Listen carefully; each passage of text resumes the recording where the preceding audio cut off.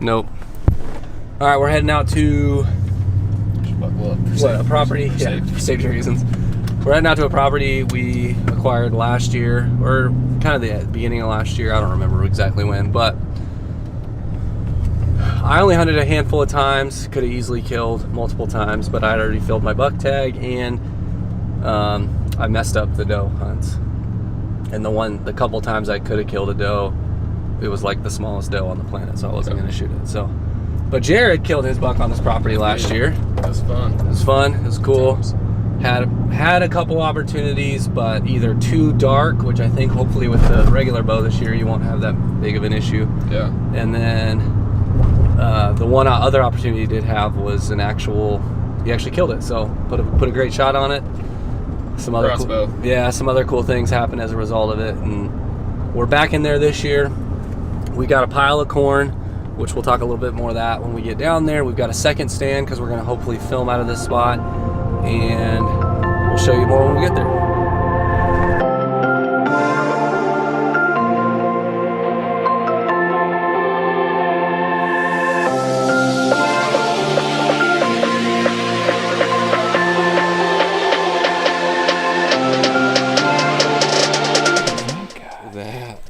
That looks like it could be Tex. See how wide his feelers go out? Yeah, that's Tex, dude. Yep, he's taller too.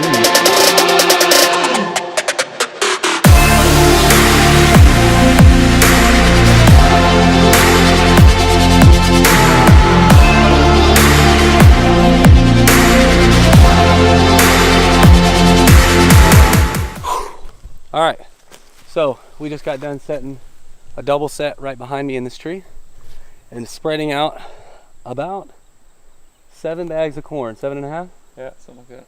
7.5 bags of corn at 40 pounds each. Almost 300 pounds of corn. Yeah.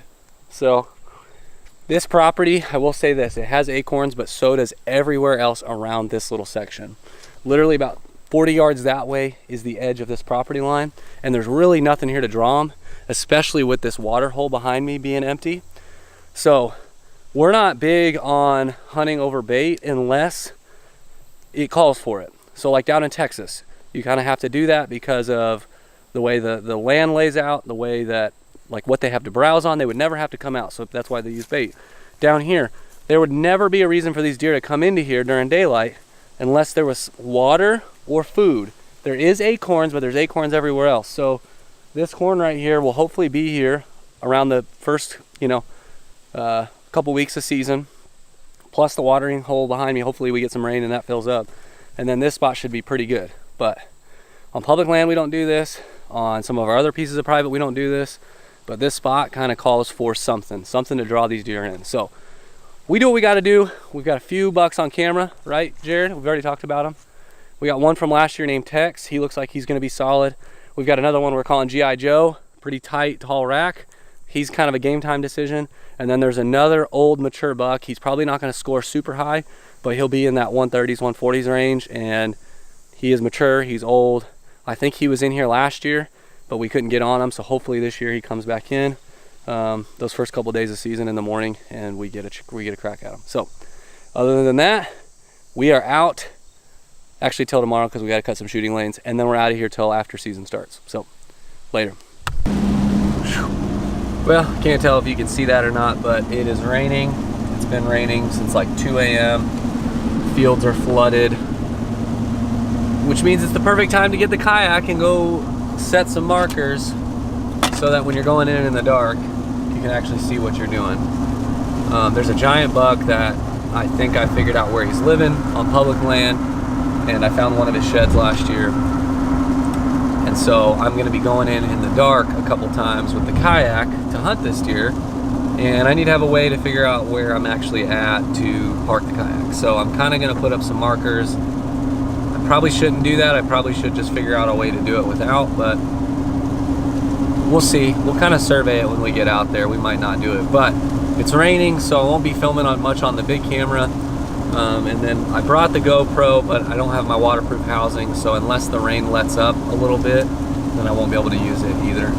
I did bring a dry proof bag to keep the camera in while we're out and about on the kayak, so I will have it. And yes, I do have a life jacket behind me there. So I kind of have the secret hope that I'll actually see some deer while I'm kayaking in, but I'm not holding my breath.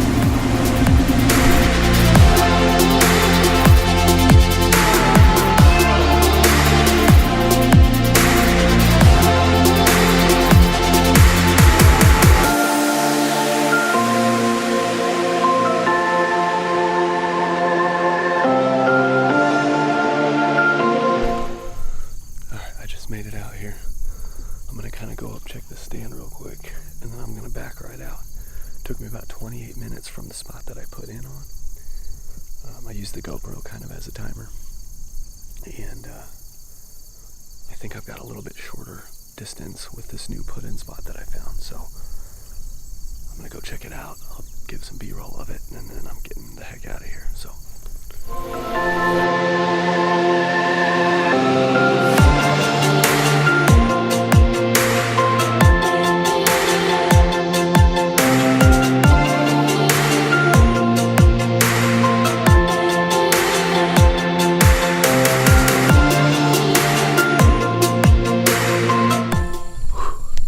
Alright, so I'm knelt down by this Milo here with hopes that if anybody is from this area and is watching these, they won't know exactly where I'm hunting at. Although there's probably only so much Milo in the area, but my new way out, it's going to be a little bit tougher to get in and out, like in terms of getting the kayak to the water, but it should cut down on paddle time, which will be nice. And honestly, it's a way that guys, it's a parking area that a lot of guys park in. So my one concern is that I'll be parking up here and guys will see me going in and out the way that I'm going in and out.